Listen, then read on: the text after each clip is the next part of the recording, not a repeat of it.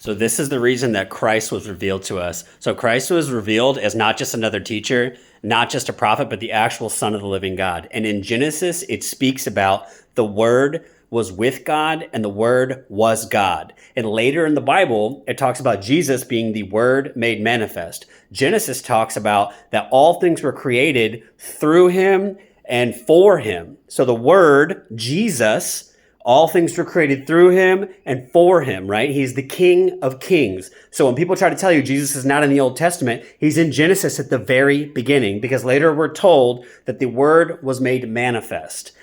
So when Satan fell and darkness entered this world, he tried to corrupt that, tried to corrupt our understanding, and tried to make it seem as if, to Adam and Eve, that the knowledge of good and evil would usurp God in Christ, right? Now, he's been deceiving us as well through making a lot of people in the church believe that the New Testament is separate from the Old Testament, and we as Christians only have to follow the New Testament.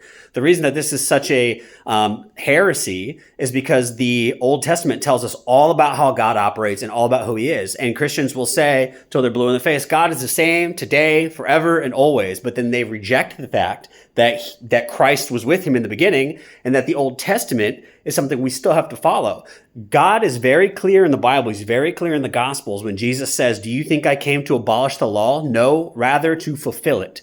I came that they may have grace, right? So when he's talking to the Pharisees, he says, you who is without sin, cast the first stone. So he's fulfilling the law of grace, but he is not usurping the old law. We still have to follow the Ten Commandments. We still have to understand the totality of the Bible. Anyway, I just wanted to make that clear, because a lot of people are deceived that Christ was never with God, Christ is not God, and that the Old Testament is not necessary for Christians. It is necessary. Christ is God who was with us from the beginning.